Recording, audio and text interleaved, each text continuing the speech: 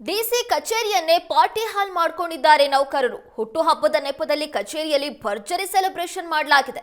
ಬೆಂಗಳೂರಿನ ಡಿಸಿ ಆಫೀಸ್ನಲ್ಲಿ ಕೆಲಸಕ್ಕಿಂತ ಬರ್ತ್ಡೇಯಲ್ಲೇ ಬ್ಯುಸಿಯಾಗಿದ್ದಾರೆ ಅಧಿಕಾರಿಗಳು. ಕಚೇರಿಯಲ್ಲೇ ಹುಟ್ಟುಹಬ್ಬ ಆಚರಿಸಿಕೊಂಡ ಅನಿಲ್ ಕುಮಾರ್. ರೆವೆನ್ಯೂ ಹೆಡ್ ಆಗಿ ಕೆಲಸ ಮಾಡ್ತಾ ಇರುವ ಅನಿಲ್ ವಿರುದ್ಧ ಜನಾಕ್ರೋಶ ವ್ಯಕ್ತವಾಗ್ತಿದೆ. ಹೈಕೋರ್ಟ್ ಆದೇಶ ಇದ್ರೂ ಕೂಡ ಡೋಂಟ್ ಕೇರ್ ಎನ್ನಲಾಗಿದೆ. ಈಗ ಕ್ರಮ ಕೈಗೊಳ್ಳಬೇಕು ಅಂತ ಸ್ಥಳೀಯರು ಒತ್ತಾಯ ಮಾಡ್ತಿದ್ದಾರೆ. ಸರ್ಕಾರಿ ಕಚೇರಿಗಳಲ್ಲಿ ಯಾವುದೇ ಸೆಲೆಬ್ರೇಷನ್ ಮಾಡೋ ಹಾಗಿಲ್ಲ ಅಂತ ಹೈಕೋರ್ಟ್ ಆದೇಶ ಇದೆ. ಇದರ ಮಧ್ಯೆ ರೆವೆನ್ಯೂ ಹೆಡ್ ಆಗಿ ಕೆಲಸ ಮಾಡ್ತಾ ಇರುವ ಅನಿಲ್ ಕುಮಾರ್ ಜಿಲ್ಲಾಧಿಕಾರಿ ಕಚೇರಿಯಲ್ಲಿ ತಮ್ಮ ಬರ್ತ್ಡೇ ಸೆಲೆಬ್ರೇಷನ್ ಮಾಡ್ಕೊಂಡಿದ್ದಾರೆ. ಅದರಲ್ಲೂ 10 ಕೇಕ್ಗಳನ್ನು ಕಟ್ ಮಾಡುವ ಮೂಲಕ ಭರ್ಜರಿ ಸೆಲೆಬ್ರೇಷನ್ ಮಾಡಿದ್ದಾರೆ. ಸರ್ HR ಅನಿಲ್ ಕುಮಾರ್ ಅಂತ ವ್ಯಕ್ತಿ RH ಅವರು ಸರಗಲ್ಲಿ 7 ವರ್ಷದಿಂದ ಕೆಲಸ ಮಾಡ್ತಾ ಇದ್ದಾರೆ. ಅವರು ಆಯಾ ಕಟ್ಟಿನ ಸ್ಥಳಗಳಿದ್ದಾರೆ. ಸರ್ಕಾರ ಆದೇಶಗಳು ಎಲ್ಲ ಅವ್ರಿಗೆ ಅನ್ವಯಿಸಲ್ಲ, ಬೇರೆಯವ್ರಿಗೆ ಎಲ್ಲರಿಗೂ ಅನ್ವಯಿಸ್ತವೆ. ನಗರ ಜಿಲ್ಲಾಧಿಕಾರಿಗಳ ಕಚೇರಿ ಬೆಂಗಳೂರು ನಗರ ಇಲ್ಲೇ ಕಂದಾಯ ಬಂದಲ್ಲಿ ಅವ್ರು ಕಳೆದ ಗುರುವಾರ ಬರ್ತ್ಡೇ ಕೇಕ್ ಸೆಲೆಬ್ರೇಷನ್ ಮಾಡಿದ್ದಾರೆ. ಬರ್ತ್ಡೇ ಸೆಲೆಬ್ರೇಷನ್ ಮಾಡೋಕ್ಕೆ ಸರ್ಕಾರಿ ಕಚೇರಿಗಳೇ ಬೇಕಾ? ಸರ್ಕಾರದ ಕೆಲಸ ದೇವರ ಕೆಲಸ ಅಂತಾರೆ. ಸರ್ಕಾರಿ ಕಚೇರಿಗಳಲ್ಲಿ ಸರ್ಕಾರದ ಕೆಲಸ ಮಾಡೋಕ್ಕೂ ಸಾರ್ವಜನಿಕ ಸ್ಪಂದಿಸಬೇಕು, ಸಾರ್ವಜನಿಕ ಕುಂದುಕೊರತೆಗಳನ್ನ ಆಲಿಸಬೇಕು. ಈ ಥರ ಬರ್ತ್ಡೇಗಳ ಹಬ್ಬಗಳಾಗಿದ್ದಾವೆ. 11 ಕೇಕ್ ಕಟ್ ಮಾಡಿದ್ದಾರೆ. ಇವರು ಎಷ್ಟು ಪ್ರಭಾವ ಬೀರಿರ್ಬೋದು? ಇದಕ್ಕೆ ಯಾವ ಸರ್ಕಾರ ಕಣ್ಮುಚ್ಚಿ ಕುಳಿತಿದೆ, ಇಲಾಖೆ ಕಣ್ಮುಚ್ಚಿ ಕುಳಿತಿದೆ. ಇದ್ರ ಕೋರ್ಟ್ ಆದೇಶ ಇದೆ, ಇಲಾಖೆ ಆದೇಶಗಳಿದ್ದಾವೆ, ಸರ್ಕಾರದ ಆದೇಶಗಳಿದ್ದಾವೆ. ಕಳೆದ ಬಾರಿ ಲೋಕೋಪಯೋಗಿ ಇಲಾಖೆಯಲ್ಲಿ ಇದೇ ಥರ ಕೇಕ್ ಕಟ್ ಮಾಡಿದಕ್ಕೆ ಅವ್ರನ್ನ ಅಮಾನತು ಮಾಡಿದ್ದಾರೆ, ಶಿಸ್ತು ಕ್ರಮ ಜರುಗಿಸಿದರೆ ಈ ಕೂಡಲೇ ಇದರಲ್ಲಿ ಭಾಗಿದಾರನ ಇವ್ರ ಮೇಲೇನೂ ಇಲಾಖೆ ಕ್ರಮ ಕೈಗೊಂಡು ಕಾನೂನು ಕ್ರಮ ಕೈಗೊಳ್ಳೋಕ್ಕಂತ ನಾವೆಲ್ಲ ಆಗ್ರಹ ಮಾಡ್ತೀವಿ. ಇವರು ಸ್ಪಂದಿಸಲ್ಲ, ಆಮೇಲೆ ತಾರತಮ್ಯ ಮಾಡ್ತಾರೆ, ಇನ್ನೊಂದು ಎಲ್ಲ ಮಾಡ್ತಾರೆ. ಇವ್ರ ಮೇಲೆ ಸ್ಪಂದನೆಗಳಿದ್ದಾವೆ. ಆದರೆ ಇವರು ಕಳೆದ ವರ್ಷಗಳಿಂದ ತಮ್ಮ ಪ್ರಭಾವ ಇಟ್ಕೊಂಡು ಅಲ್ಲೇ ಇದ್ದಾರೆ. ಇವ್ರ ಮೇಲೆ ಯಾವುದೇ ಶಿಸ್ತು ಕ್ರಮ ಜರುಗಿಸೋಕ್ಕಾಗಿಲ್ಲ. ಈಗ ಬರ್ತ್ಡೇ ಕೇಕ್ ಕಟ್ ಮಾಡಿದ್ದಾರೆ. ಸುಮಾರು 11 ಬರ್ತ್ಡೇ ಕೇಕ್ ಕಟ್ ಮಾಡಿದ್ದಾರೆ. ಕೇಕ್ ಹಬ್ಬಗಳಾಗಿ ಬರ್ತ್ಡೇ ಆಗಿದ್ದಾರೆ. ತಮ್ಮ ಚೇಂಬರಲ್ಲಿ 11 ಕೇಕ್ ಕಟ್ ಮಾಡಿದ್ದಾರೆ. ಜಿಲ್ಲಾಧಿಕಾರಿ ಕಚೇರಿಯಲ್ಲೇ ಕಟ್ ಮಾಡಿದ್ದಾರೆ. ದಯಮಾಡಿ ಈ ಕೂಡಲೇ ಇವ್ರ ಮೇಲೆ ಇಲಾಖೆ. ಬಜೆಟ್ ತಯಾರಿ ಮಧ್ಯೆ ಸರ್ಕಾರಕ್ಕೆ ಮತ್ತೊಂದು ಟೆನ್ಷನ್ ಶುರುವಾಗಿದೆ. ಮಾರ್ಚ್ 5ಕ್ಕೆ ರಾಜ್ಯ ಗುತ್ತಿಗೆದಾರರ ಸಂಘದಿಂದ ಮುಷ್ಕರಕ್ಕೆ ಕರೆ ಕೊಡಲಾಗಿದೆ.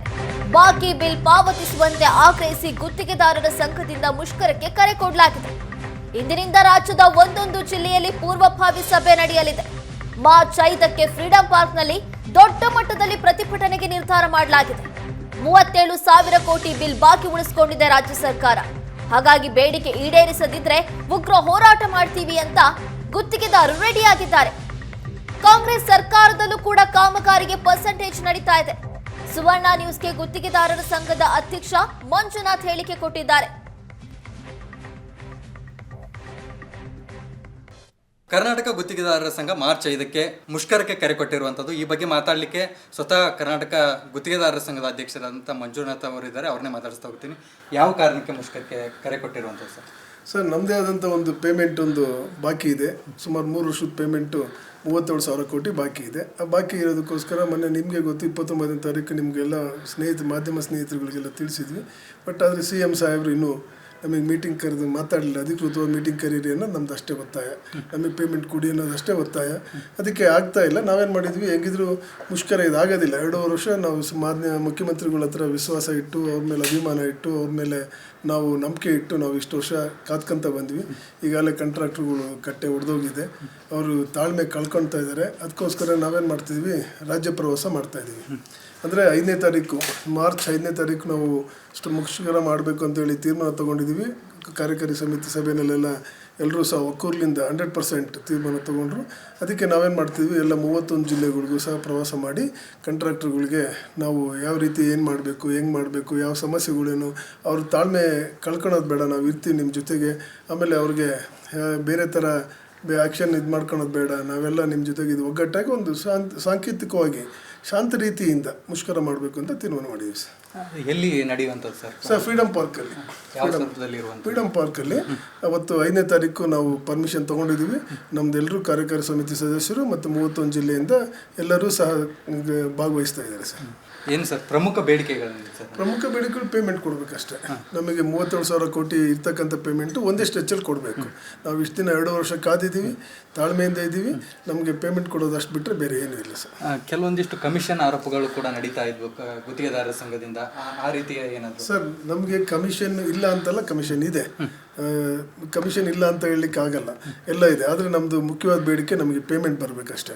ಪೇಮೆಂಟ್ ಕೊಡಬೇಕು, ಪೇಮೆಂಟ್ ಇದಾಗಬೇಕು. ಪೇಮೆಂಟ್ ಕೊಡಲಿಲ್ಲ ಅಂದರೆ ಅವತ್ತು ಇಡೀ ಇಡೀ ಏನು ರಾಜ್ಯದಿಂದ ಕಾಂಟ್ರಾಕ್ಟ್ಗಳು ಬಂದಿರ್ತಾರಲ್ಲ ಅವರೇ ಹೇಳ್ತಾರೆ ಯಾವ ಇಲಾಖೆಗೆ ಏನೇನು ಕಮಿಷನ್ ಅಂತಂದು ಹೇಳ್ಬಿಟ್ಟು ಅವರೇ ಹೇಳ್ತಾರೆ. ಅದಕ್ಕೆ ಆಸ್ಪದ ಕೊಡೋದು ಬೇಡ. ಮನೆ ಮುಖ್ಯಮಂತ್ರಿಗಳ ಹತ್ರ ನಿಮ್ಮ ಮುಖಾಂತರ ಮನವಿ ಮಾಡ್ಕೊಳ್ತಾ ಇದ್ದೀವಿ, ದಯವಿಟ್ಟು ನಮಗೆ ಅಧಿಕೃತವಾಗಿ ಆಫಿಷಿಯಲ್ ಮೀಟಿಂಗ್ ಕರೆದ್ಬಿಟ್ಟು ಪ್ರಾಬ್ಲಮ್ ಸಾಲ್ವ್ ಮಾಡಿ. ಬರೀ ಪೇಮೆಂಟ್ ಒಂದೇ ಮುಖ್ಯ ಅಲ್ಲ, ಬೇರೆ ಬೇರೆ ಸಮಸ್ಯೆಗಳಿದ್ದಾವೆ ನಮಗೆ. ನಮ್ಗೆ GSTಯಿಂದ ವ್ಯಾಟಿಂದ GST ಸಮಸ್ಯೆ ಇದೆ, ಆಮೇಲೆ ನಮ್ಮದು MDP ಪ್ರಾಬ್ಲಮ್ ಇದೆ, ಆಮೇಲೆ ನಮಗೆ ಆದಂಥ ಕಾಂಟ್ರಾಕ್ಟರ್ಗಳು ಆದಂಥ ಮೂಲಭೂತ ಸಮಸ್ಯೆಗಳು ಭಾಳ ಇದೆ. ಅವನ್ನ ಸಾಲ್ವ್ ಮಾಡಲಿ. ಮೀಟಿಂಗ್ ಕರೆದ್ರೆ ಎಲ್ಲ ಸಾಲ್ವ್ ಆಗುತ್ತೆ.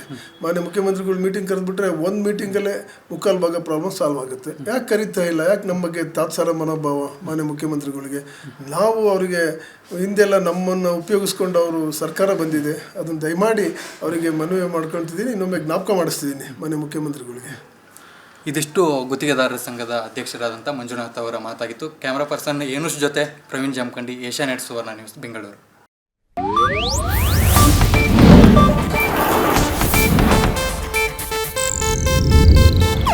ಇದು ಏಷ್ಯಾನೆಟ್ ನ್ಯೂಸ್ ನೆಟ್ವರ್ಕ್ ಪ್ರಸ್ತುತಿ.